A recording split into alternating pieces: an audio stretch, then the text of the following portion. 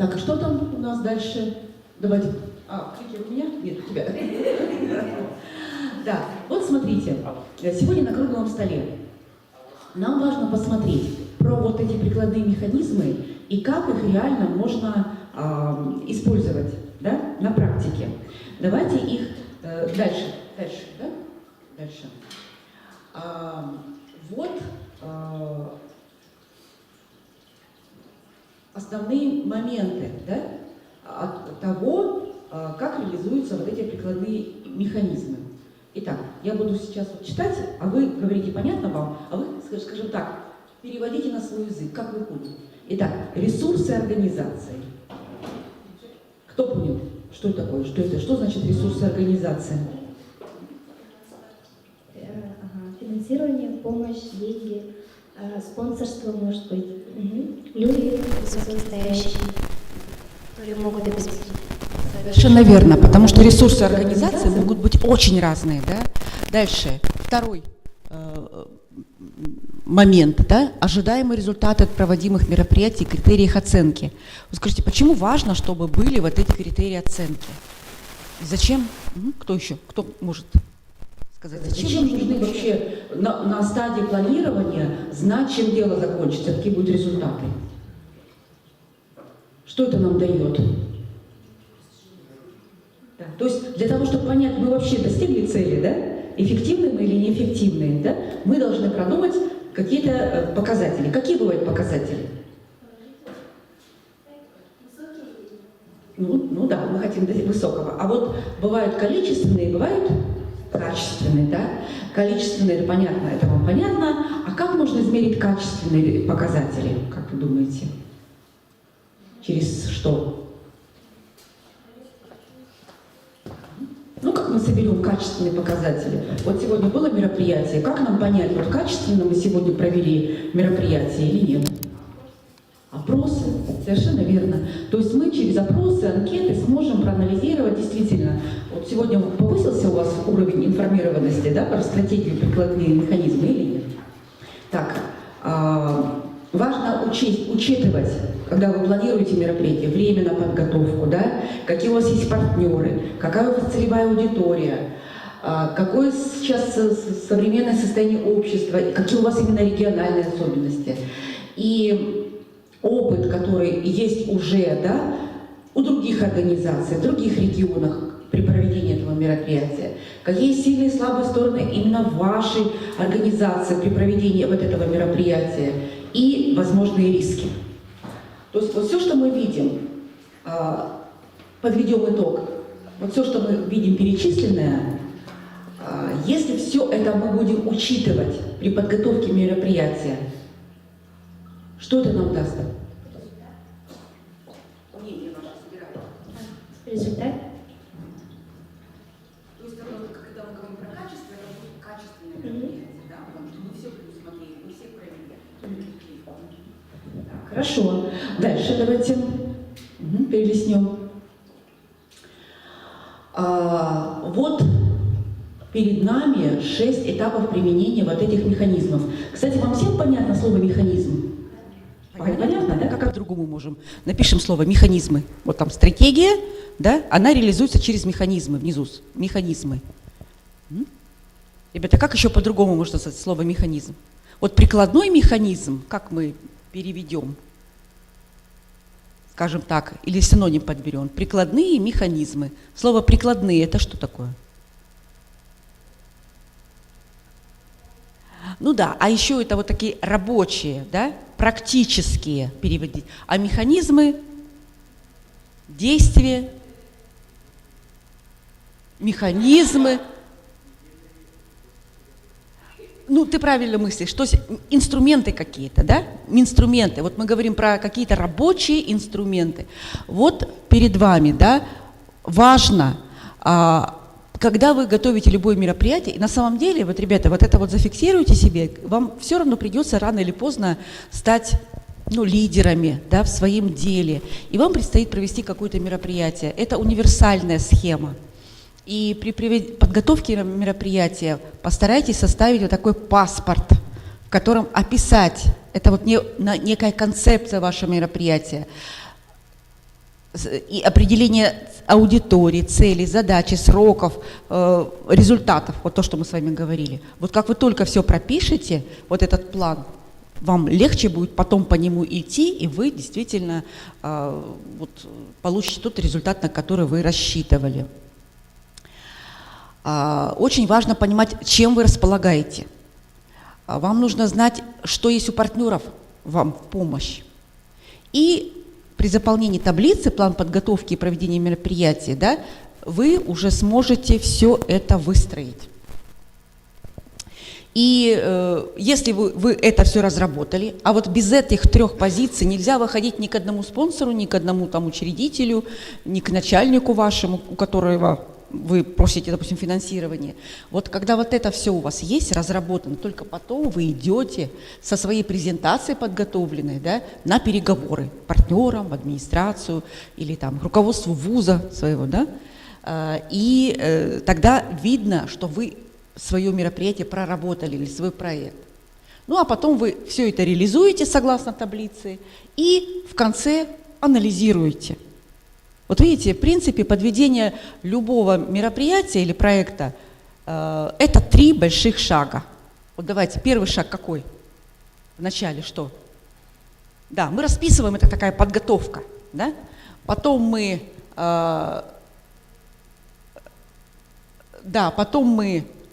находим, да, защищаем свой проект, свое мероприятие, находим ресурсы на него, да? Воплощаем и потом... Да, это очень важно. Скажите, часто мы в жизни вообще что-то анализируем?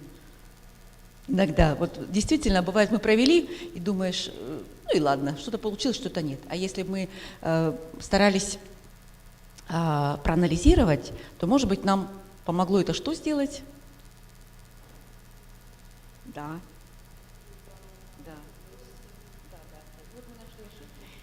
И эти ошибки позволяют нам скорректировать свою дальнейшую работу. Давайте дальше. Вот перед нами вот, шаблон подготовки и проведения мероприятий. Нам сейчас предстоит заполнить. Скажите, а у нас есть там в операторской кто-нибудь, кто будет печатать на компьютере там? Никого? Ясно. Есть? Вы сможете нам печатать? Нет? Ладно.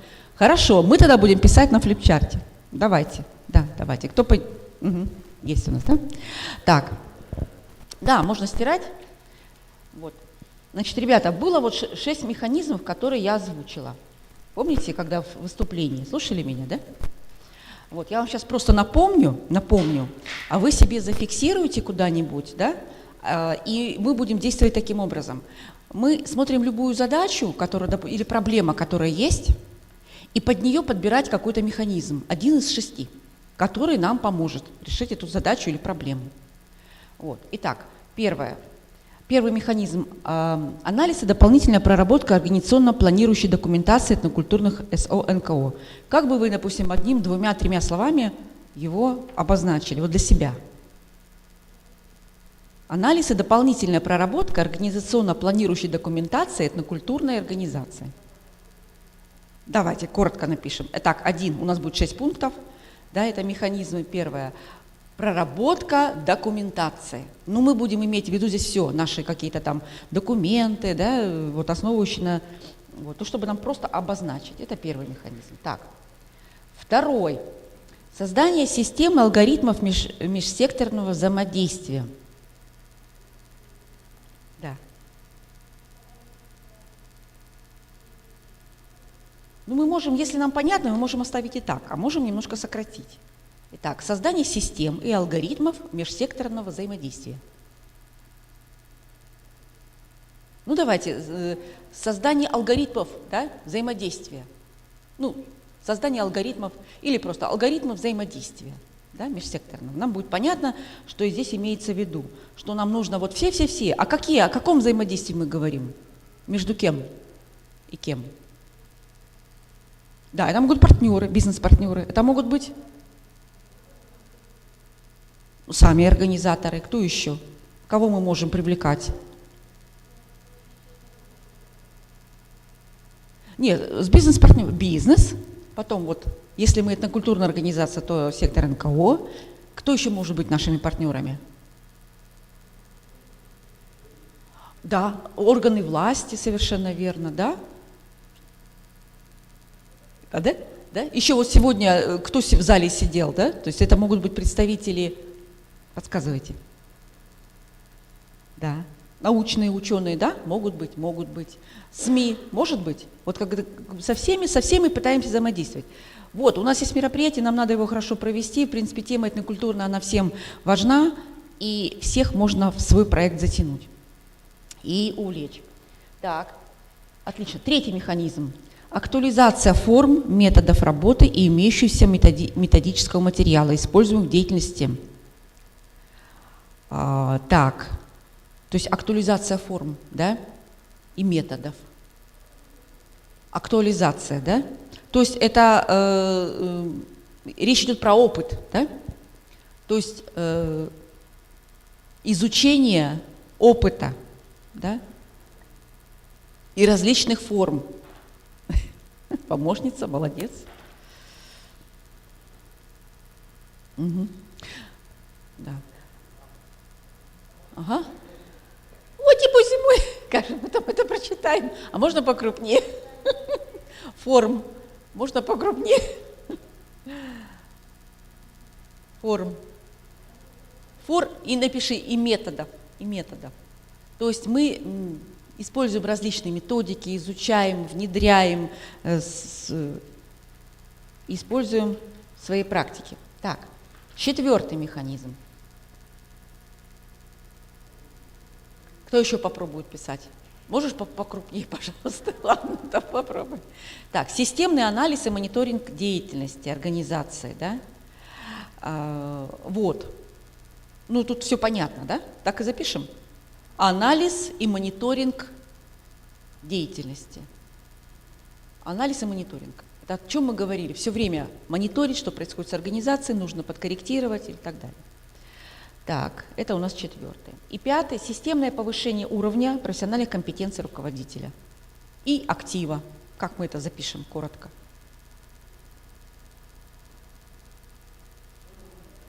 Ну, вот системное повышение уровня профессиональных компетенций. Да. Учиться, да? Учиться, повышать квалификацию. Ну, и напиши просто повышение квалификации, да? То есть все время обучение. Постоянно системное обучение, да? Или системное обучение можно написать. И последний. Кто последний? Запомнил. Вот когда я рассказывала, в самом конце говорила, что это нужно любой организации. Потому что если вы много делаете, но вот этим не занимаетесь, то это вроде как и не было. И никто про это не знает. Да. Медиапродвижение, да? Медиасопровождение этого мероприятия. Вот они, 6 механизмов, они у нас. Медиа, да? Медиа или информационное продвижение. Ну, особенно сейчас мы сами понимаем, что без этого никуда, да? Да. Больше рекламы, больше присутствия в интернете, больше продвигать себя через информационных партнеров. Вот эти всего 6 механизмов. На самом деле все очень понятно, да? Теперь запомнили вот эти 6 механизмов? Или себе как-то их сфотографируете? Потому что сейчас мы будем стирать. Да. Скажите, а есть там кто-нибудь за пультом? Нет никого? Да, скажите, а если мы молодого человека пошлем к вам, чтобы он нам тут печатал в форме, можно сделать? Все, это презентация, все понятно. Хорошо, ладно. Тогда мы просто будем вписывать. Ребята, все 6 запомнили или сфотографируйте себе, да? Отлично, все. Ты у нас будешь главный по механизмам. Все, теперь мы стираем и попробуем потренироваться. Я хочу вот этот микрофон сейчас кому-то из вас предоставить. Вы выходите и говорите о своей какой-то проблеме. И говорите, вот у нас существует такая-то проблема. И мы пытаемся подобрать механизм, который бы эту проблему решил. Это может проблема вашей организации быть, или в целом вот, в городе, в республике, но в этнокультурной сфере. Кто такую проблему может вот озвучить? Вот чего вам, молодежи, не хватает? Мгм. Мгм. Скажи, есть у тебя мысли? Так. Большого наукового центра для всех типа активистов или организаций. Яковлева Диана. Да.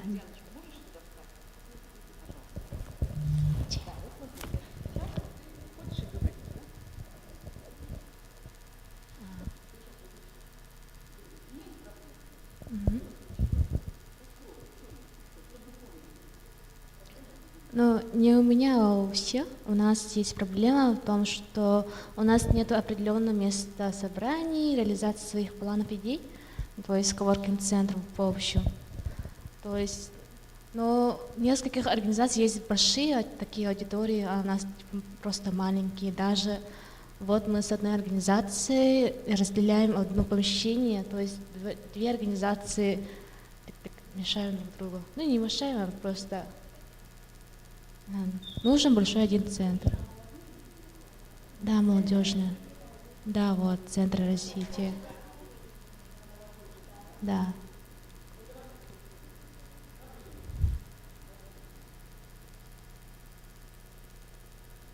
Но в основном это.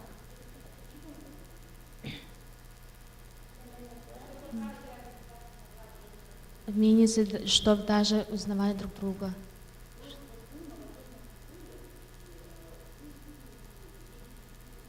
Да.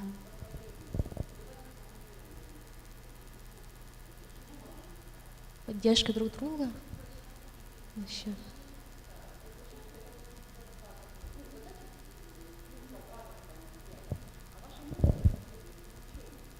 Ну вот. Ну, да. Информации там всякие.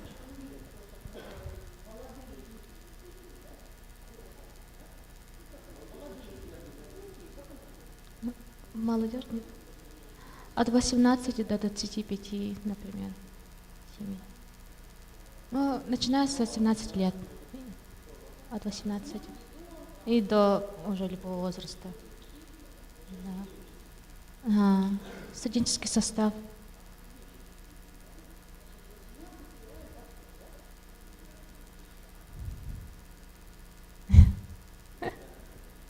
Баллар ағалар.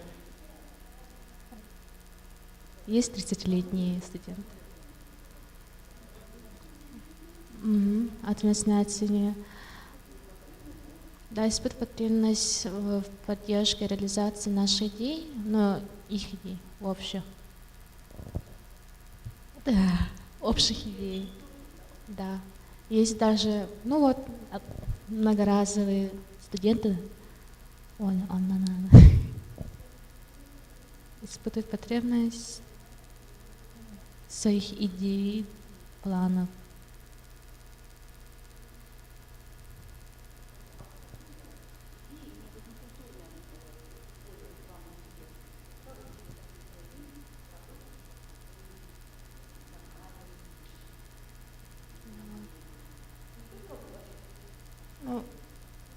Ну, по моему мнению, ну, по самой себе, я хотела бы, вот, между...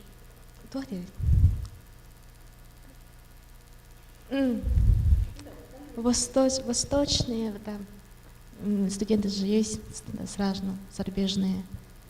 Вот с ними бы реализовать несколько.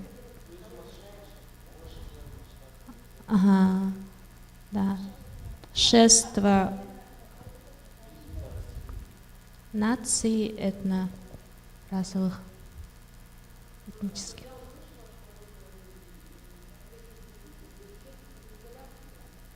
Да.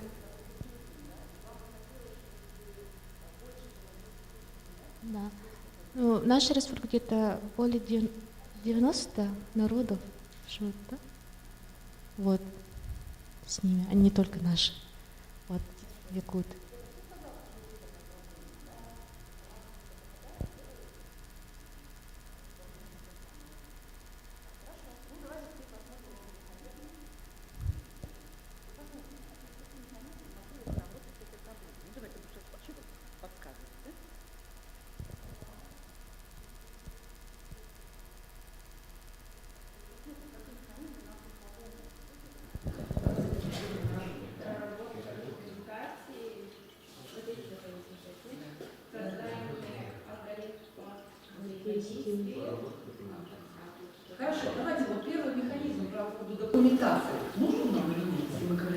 про коворкинг, какой-то центр. Если это общественная организация, то может быть Да.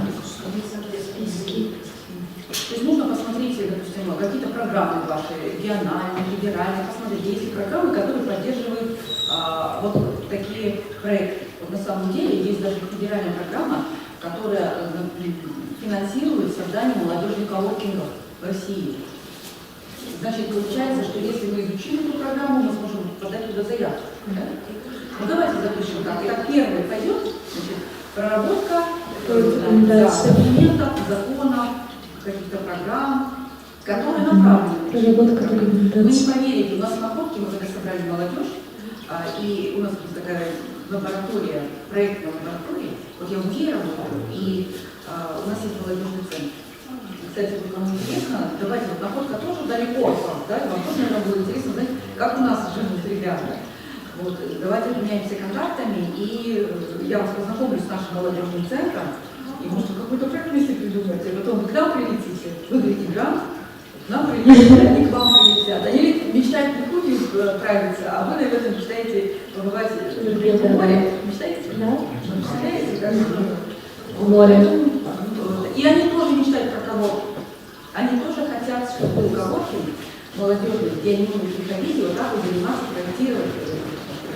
И мы в музее имели небольшую такую вот 80 квадратных метров территории, сейчас там будет ремонт, мы решили им отдать это под коворкинг.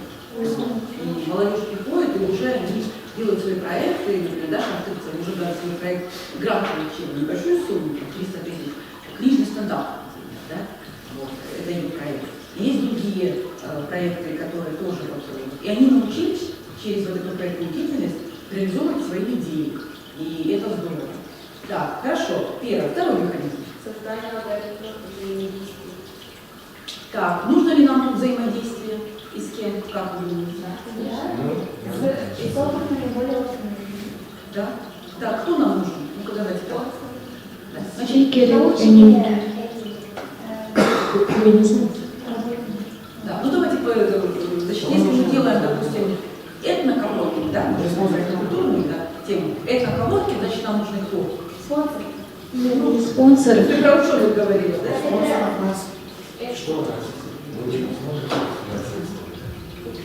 Ну, нас нужно, вот до спонсора пока дойдешь, это надо, знаете, все быстрее. Спонсор, когда смотрит, он сразу смотрит, Есть, что у что вас все проработано, да, что будет в результате, и тогда он скажет, да, здорово, хорошо проработано, там, проект или программа, я готов. будет финансировать. Поэтому пока до спонсора дойдем, значит, если мы говорим этноковоркинг, нам нужны какие-то этноконсультанты. Спикеры, тренинги, Отлично. лекции. Отлично мыслите, ребята. Значит, нам нужно провести какую-то там стратегическую сессию, да, чтобы разработать этот коворкинг.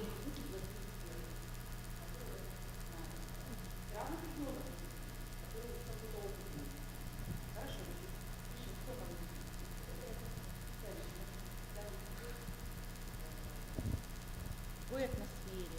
Какие еще специалисты у нас есть, если мы говорим про проект? Проект, ну, чуть бизнес-партнеры, это вот.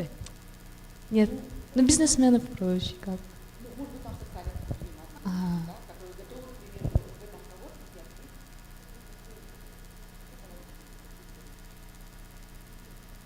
Чтобы интернетом было IT, IT-технологии. была, правильно, да? Сувенир подходит.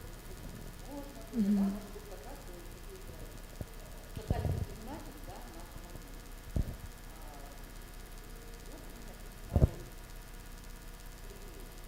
из кого мы еще не обойдемся? Поддержка. Конечно, нам надо, чтобы Правительство. держава власть.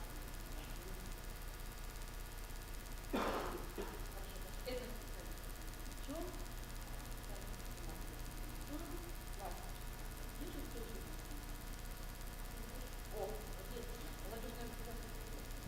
Да, вот мы. отлично. Значит, все пишем. Молодежная организация, чтобы вы объединились, да, не Да. каждый отдельно эту тему продвигала, объединились. Что задача в этом деле? Я так понимаю, что это будет ваша творческая работа, да?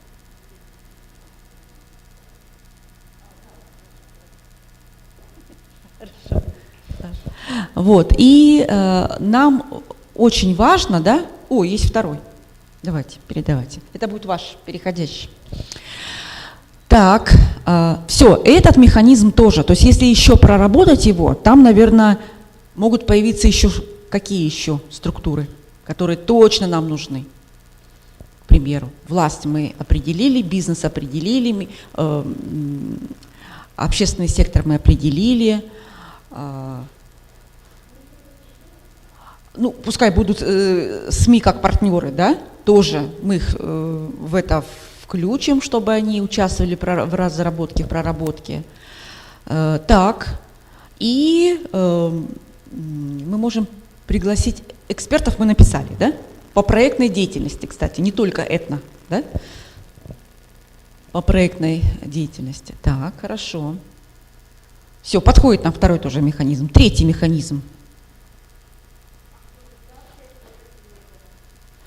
Актуализация форм и методов, да. То есть нам нужно посмотреть, а какие существуют методы нашей работы и что можно позаимствовать у других организаций, да? Или у других регионов. Подходит нам это?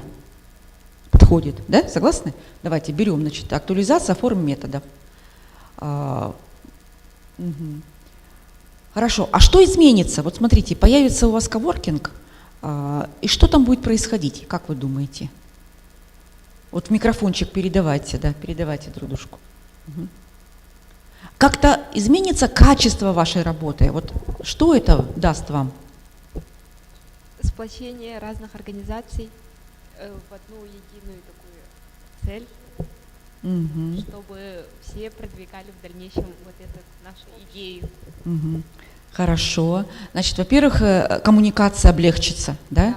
Облегчится коммуникация, и вы все поперезнакомитесь, да? Вам будет легче с друг другом налаживать общий язык, да, разных национальностей, люди начнут больше себя понимать. Так, хорошо. Скажите, вот чтобы понять, как действовать по-современному, что сейчас важно, какую вот иметь особенность в своих планах, в своих идеях, какая она должна быть, эта идея? Современная, еще какая? Актуальная. Актуальная, какая еще? Ну вот вы туда двигаетесь, то есть вот это вот тренд, актуальность, современность, еще вот прямо ни у кого нет, а у вас раз появилось. Это что такое? Новизна, а еще креативность, а еще слово такое есть. Сколково обычно там тоже. Да, инновационность, новаторство, да, то есть давайте запишем это тоже. Если говорим про актуализацию методов и форм, мы хотим, чтобы эти методы стали вот именно инновационные, да? А для этого нам надо как раз изучить опыт, посмотреть, а что в Иркутске, а что в Приморском крае, а что там в Новосибирске, а что там в Ханты-Мансийске. И так, посмотрели, опыт изучили, и раз провезли мозговой штурм, и родилась ваша инновация. Да? Вы говорите, вот там вот такое есть, а вот этим путем еще никто не шел. Вот. Эту технологию еще никто не придумал, и мы сейчас ее вот предлагаем. И вы говорите, что вот это коворкинг, он вам нужен не для того, чтобы просто сидеть и чай пить, да? И кино смотреть. Вам для чего это надо? Да? Вот исходя из того, что мы говорим инновационность. Для чего вам это нужно? Как раз, как убедить властей и бизнес, что это надо дать, это потому что Да, то есть вот смотрите, вы говорите о том, что этот коворкинг инновационный, этно-коворкинг какой-то инновационный, то есть надо сейчас, может, название придумается у вас. То есть чтобы слово инновация, может быть, звучало даже в названии, да? И тогда будет понятно, что ребята приходят для того, чтобы что-то новое, интересное, да, привнести, правильно? Это продвинет и город, и республику, да, и привлечет новых ребят в деятельность. И тогда власть подумает, наверное, что правда, наверное, тот эффект, который будет иметь этот коворкинг, он будет намного больше, чем если мы будем проводить там каждый месяц фестивали, да? Вот. Ну, хорошо, подходит третий, четвертый. Какой у нас четвертый? Анализ и мониторинг. Ну что, Как вы думаете, надо нам анализировать и мониторить то, что происходит? Вот как вы готовите этот? Надо, да? Ну, это обязательно надо, да? Спланировали, посмотрели, что-то добавили. Потом, знаете, еще помогает, когда вы с целевой аудиторией. Ну, вы и сами целевая аудитория. Ну, а вдруг это только вам нужно? А вся остальная, вот молодежь Якутии скажет, да нам это не надо, нам это не интересно. Как думаете, какой процент молодежи в Якутии поддержит вашу идею?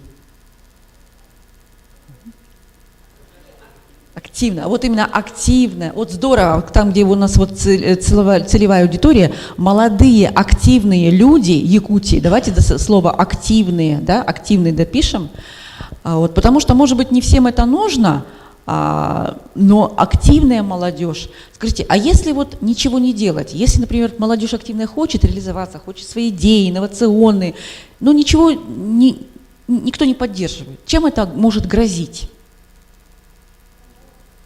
Вот для территории, для Якутии, чем это может грозить? Так, говорите микрофончик, давайте, значит. Не работает, да? Значит, Раз. да. То есть развитие не будет происходить, правильно? То есть республика могла бы развиваться за счет как раз молодежной энергии. Не идет развитие. Чем еще чревато? Чем это опасно? Молодежь станет пассивнее уже. Да, ну не поддерживают, да? Все, и в общем молодежь становится пассивной, вот она бьется, ничего не происходит. Я горю, я кипю, я хочу реализоваться. Да. Да? Как думаешь? Чем еще? Вот что будет происходить, если это вот не поддержать? Ну, молодежь, скорее всего, уже будет уезжать куда-то, именно где их будут поддерживать и реализовывать их идеи. И из-за этого, типа, уменьшение. Администрация Якутска и республики. Это вообще страшный сон, когда молодежь уезжает активно?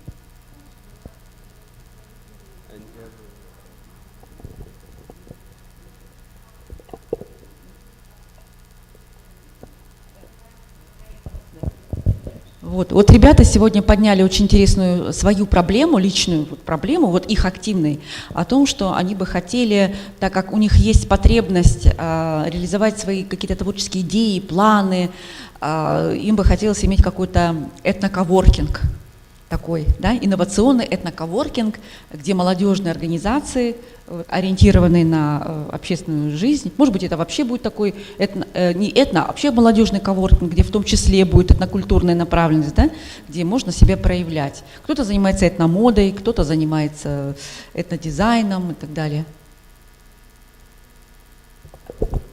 Вот он. Все да. Хорошо вроде, да.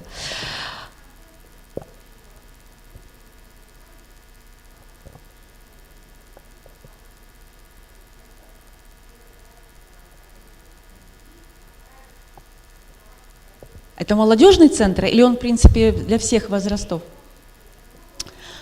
Да. Ну, вот вы узнали. Ну, вот знаете, вот мы тоже, у нас в Находке такая же история. У нас молодежь озвучивает вот эту проблему постоянно. О том, что им нужен свой коворкинг, именно молодежный. И я так прихожу к мнению, что для них это важно, чтобы это было их и только их пространство. Чтобы не взрослые, то есть он должен оформлен быть. Вот как вы хотите, чтобы он выглядел, этот коворкинг? Скажите, как вы его видите? Большой, просторный, чтобы большое количество пространства было для... Еще и зеркалами большими. Какой? Зеркалами большими. Ну вот видите, вот, кстати, мы тоже вот у себя в Находке, когда мы в музее отдали один зал под молодежный центр, мы пригласили художника, и они делали проектную такую мастерскую, они сами проектировали это здание, там концепт, не здание, конечно, помещение. И мы полностью отдали, сказали, вот как вы хотите, так и придумывайте. И вот сейчас будет у нас идти ремонт. Вот мы договорились, что мы с ребятами соединим наших ребят с Находкинским молодежным центром, да?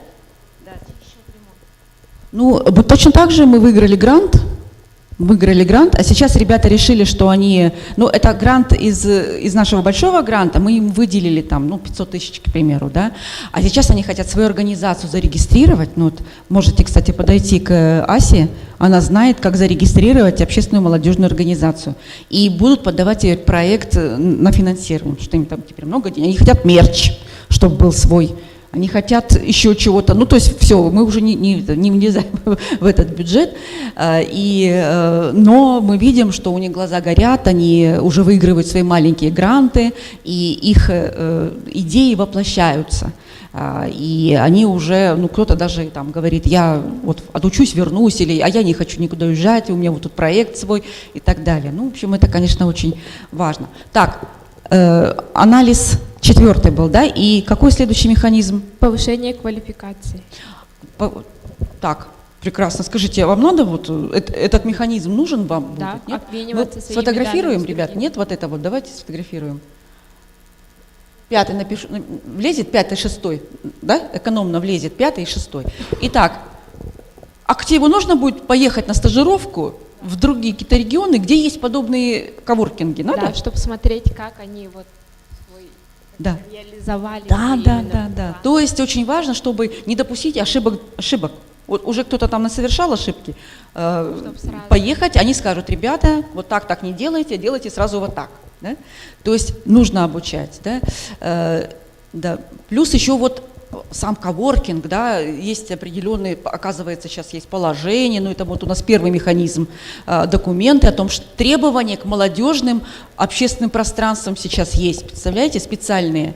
Вот. И можно в федеральную программу попасть. Я знаю точно, Ульяновск попал в эту программу. Вот, и вот я, например, отправляю свою сотрудницу туда. Мы в октябре поедем в Ульяновске смотреть, как у них этот коворкинг молодежный именно оформляется. То есть здание такое пустующее было. То есть есть какие-то программы. Отлично. И 6 у нас механизм. Медиапродвижение, реклама. Медиапродвижение. Надо, нет? Конечно, надо, чтобы Надо, все да? знали. Скажите, а на каком этапе нам нужно подключать вот медиапродвижение? Когда мы уже сделали, Ага. если результат есть, Ага. Так. Есть еще мнения какие-то, может, Ася? Согласны, да? Да, потому что, а зачем вот вы только заявились, например, сделали свой проект и начали об этом уже писать, говорить, информировать, что это вам даст? Охват людей, да? То есть к вам еще присоединятся те, кто тоже хочет, да? Да. Потом, кто может услышать через СМИ, от кого зависит? правительство, Вот, спонсоры. они услышат. Вы к ним пришли и, да? Он сразу говорит, а я слышал, я видел, я читал. Да, в курсе, конечно, хорошие ребята, делаете дело, да, мы готовы вам помочь. Да. Ну и, конечно, администрация, да, местная власть тоже скажет, что, ребята, ну мы видим, какая у вас поддержка общественная, да, сколько много у вас лайков, комментариев, как вы быстренько развиваетесь. И это даст нам новые ресурсы, новых партнеров. Ну, у нас, получается, под вашу проблему все механизмы работают? Все работают? Да, 6 все. Да. Вот, ребята, давайте, значит, сделаем таким образом. Ася, обменяйтесь, пожалуйста, кто у вас лидер вот ваших, или вы разные организации? Две разные организации. Две разные организации. Расскажите поподробнее, что вы за организация? Мы из ДНД Северо-Восточный федеральный университет. Якутская городская общественная организация «Добровольная народная дружина», университет. Угу. Да. Вы занимаетесь не только этнокультурной темой, или... Про порядок и безопасность. Ага. И этнокультурная тема вас тоже интересует? Да, то есть вы участвуете в всяких этнических проектах, мероприятиях, да? Да. Так, мы, так понимаю, завтра будем у вас, наверное, да? Что? В вашем университете завтра мы тоже будем, да, с выездной да. программой. Отлично. Там тоже у нас, кстати, деловая игра, там будет как раз в развитии вот эта деятельность. И еще одна организация, сказали, есть, да? Раз. Мы это... Мы Республиканская молодежная общественная организация объединений улусов и также учебных подразделений ЗЕМа. То есть эта организация происходит от слова «землячество». То есть это объединение всех улусов. Также вот в этом году открылась УЧП, учебные подразделения тоже подключились. Мгм. Вот. Здорово, отлично. Ну вот уже я знаю про 2 организации. Ребята, ну вот то, что сейчас у нас происходило, это называется проектирование. То есть это социокультурное проектирование. Мы начали от проблемы и пошли по ступенечкам. И вот социокультурный проект составляется по определенной такой тематике. Я вот являюсь федеральным экспертом нескольких фондов и тоже вот являюсь тренером по социокультурному проектированию. И сейчас, например, мы в Находке у себя будем делать такую бригаду, группу тренеров из молодежного состава. Поэтому вот очень вам рекомендую. У вас есть прекрасный такой центр, есть здесь ресурсный центр в сфере и национальных отношений, ресурсный центр, вот, которого руководит Ольга Вешникова. Она сама очень много ездит, она даже там в Владивосток, мы с ней виделись в Владивостоке, и в Артеме, но еще в Находке у меня не была. Вот, но я думаю, что приедет. Если вы своей организации действительно хотите вывести на такой большой новый уровень, обязательно делайте себе какой-то яркий, громкий проект, который реально изменит ситуацию вот чем-то. Это будет здорово, и вы прокачаете свои вот эти вот софт-скиллы, компетенции, потому что там есть все, и коммуникация, да, и выстраивание отношений, и умение выступать публично, и доказывать, и быть убедительными. Это залог вашего успешного будущего. Ну, давайте это сфотографируем, чтобы это осталось. Кто у нас озвучил про коворкинг? Вот, давай. Так. Дианочка же у нас. Тебе предстоит сегодня на подведении круглого стола, да, рассказывать. Ну, и можно будет, чтобы 2 человека, например, вышли и рассказать, что у нас происходило. Давайте, успеем мы еще одну проблему взять? Хотите? Если есть еще какая-то проблема? Ну, давайте попробуем, может, еще у кого-то есть. Давайте, стираем вот это, вторую, чтобы вот потренироваться еще. Итак, давайте. Вот. Ребята, может, у ребят есть какая-то проблема? Девочки сказали, что нужен коворкинг, да?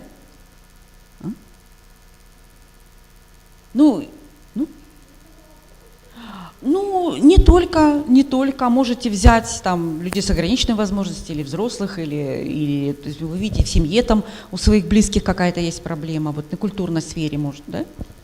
Ну-ка. Может, для маленьких что-то детей, еще что-то. Вообще, конечно, очень странно говорить про проблемы в Якутии, потому что ваш регион очень сильно выделяется своими успешными практиками. Да, молодцы. Вот, креативные индустрии, да, слышали? То есть вы знаете, что креативные индустрии у нас в стране 3 региона самые лидеры. Это Ульяновск, они были первые, потом Ханты-Мансийск и Якутия. Вот, так что вот это вот кино якутское, да, мода, дизайн, построенный на этнической основе, да. Вот, все это здорово, это вот за рубежом, особенно в других странах, давно уже развивается, а мы вот только сейчас начинаем. Ну давайте какую-нибудь еще проблему возьмем, потренируемся. Чего не хватает?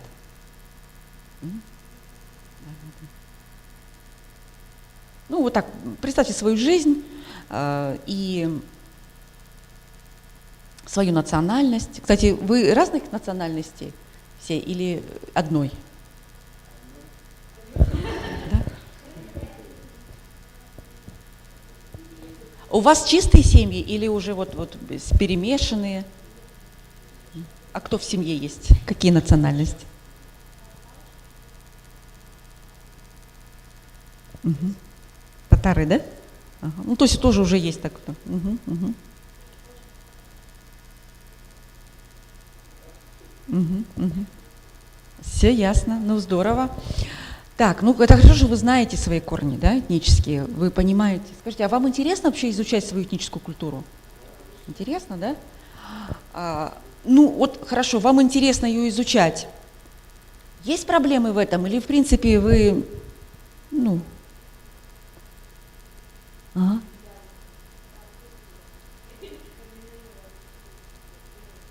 Ага. Родословную свою, да? Да. Так, кто пойдет напишет нам вот эту проблему?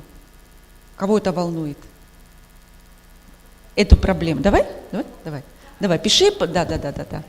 Ну, давай, пиши тоже. Проблема.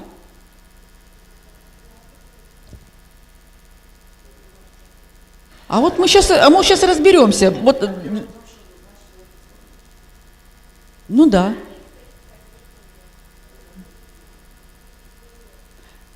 Ну вот в чем у тебя, с какими трудностями ты сталкиваешься? Вот ты хочешь, допустим, сделать летопись семьи, да, родословную, хотела бы, да? Да? Ну вот ты до какого коления знаешь историю? Там родителей знаешь, бабушек, дедушек знаешь? Угу. Угу. Угу. Ага. Ага. Угу. Слушай, ну здорово, что вы так вот интересуетесь. Это на самом деле очень важно. Вы знаете, я вот только в прошлом году, я всю жизнь думала, что, ну я в советское время уже, знаете, росла, да, и в то время как-то, может быть, не так уделялось внимание от истории своей семьи национальной. Я только в прошлом году узнала, что по линии мамы у меня есть родственники. Я думала, что мамы вот не стало, и я ее в детстве не спрашивала никогда о ее, вот, так сказать, ее родителях и так далее. И я думала, что я никогда уже не узнаю. И в прошлом году я узнала, представляете, для меня вот было такое открытие. Вот. А вы уже интересуетесь. И если у вас сейчас есть возможность, пока родители и дедушки, бабушки живы, обязательно запишите у них интервью, спросите у них все-все-все, потому что их не станет, и спросить будет некого. Вот моей мамы не стало, и мне некого было спросить. Только благодаря тому, что я на улице увидела ее подругу, с которой они из деревни приехали в Находку, я к ней подбежала, и она мне сказала: Марина, ну, в общем, все рассказала, что она помнила. Они с мамой сидели за одной партой в школе, представляете? Вот. И потом сказала: Марина, тебя родственники ищут. Ну, то есть вот через эту женщину. И вот в Самаре у меня теперь родственники. А они мечтали меня найти через чуть ли программа «Жди меня». Вот. Поэтому, когда я была в вашем возрасте, я об этом даже не думала. Итак, проблема, значит, есть потребность, да, у молодых людей, да, Якутии. Может просто какой-нибудь сайт создать или там ищу, типа родственников ищу. Хорошая, кстати, идея. Просто там. Ага, ну, хорошая идея. Есть проблема, да, у молодых людей, ну, молодых, с какого возраста, скажем, тут уже можно не... Школьники тоже, старшеклассники могут, да? Ну, давайте. Есть проблема у молодых людей, там, с 14, когда человек начинает уже там задавать себе вопросы, кто я, что я, да? Там, да, то есть с 14 до... Ну, до 30, да, может быть. Сейчас молодежь, кстати, вообще до 35 лет, да, считается. Вот. А 25 – это вообще подростковый возраст. Так получается. Да, у молодых людей Якутии, да. Да, понятно, что это проблема, может, вообще в целом по стране есть, да, такая, может, даже глобальная такая проблема. Людей Якутии… Скажите, а у вас есть знания по тому, как правильно родословную составить? Угу. Ну, да. Хорошо, а если там в этом дереве есть пробелы, вы знаете, вот, ну, есть методики, которые, как найти, поисковые вот эти вот методики, у вас нету, да? Ну, то есть, наверное, в этом, нужна потребность, да, что вас кто-то научил, да, дали вам знания. Людей и изучать свою родословную, да, изучать свою родословную. И нам нужны как раз, посмотрим механизмы, какие нам подойдут. Да, а проблема в том, что вроде как есть потребность, но ну, как-то не знаешь, куда обратиться, да? Вот куда вы обратитесь, если вы захотите? Да. Да, есть вроде как музеи, архивы, но они вот, мы не знаем, мы просто вот хотим, а куда идти мы не знаем, да, кто нам поможет, мы тоже не понимаем. Итак, давайте механизмы. Мы уже, наверное, с вами там вспоминаем, какой первый механизм. Да, проработка документов, законов, изучим, да, что есть.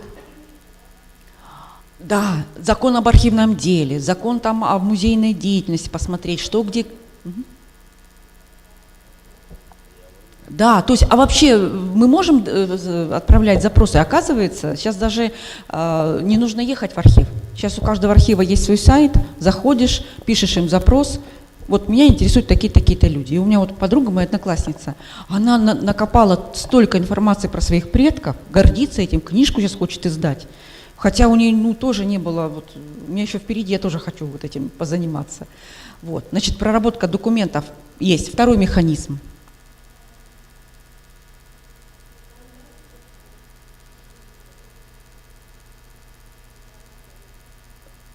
Взаимодействие, да, ну, нам нужны же будут партнеры, да, если мы такой сделаем проект, будем понимать, вот есть проблема, она для многих людей этого возраста, а мы хотим сделать проект, да, да, или там хэштег родословная якутов, или, ну, и не знаю, как-то по-другому, да, по-другому. И вот заходишь на этот сайт, и там вот тебе прямо дорожная карта, как ты должен действовать, чтобы провести свое исследование своей семьи. Вот как зовут молодого человека, который нам сказал про сайт? Эльдар? Эльдар, значит, вы сегодня выйдете вместе, когда будем говорить, да, обсуждать, и расскажете, что ты, в общем, придумал проект. Да. Ну все, я так понимаю, что все остальные механизмы тоже подойдут. Правильно? Ну вот я предполагаю. Нам надо возвращаться в аудиторию. И что сейчас будет происходить? Я скажу свои впечатления, а потом дам сначала вот Дианочке и Людмила, да? Людмила, да? А твое как настоящее имя? Люда, да? Нет, я думала, еще какое-то имя есть там. Лёля? Ну Лёля, хорошо. Лёля красиво. Так, ну давайте сделаем фотографию. Да, ребята, вот сюда вот. Да, заставочку вот сюда вот. Да. Кто-то встанет, кто-то сядет. Давайте. Девочки сидят, мальчики стоят. Или как-то.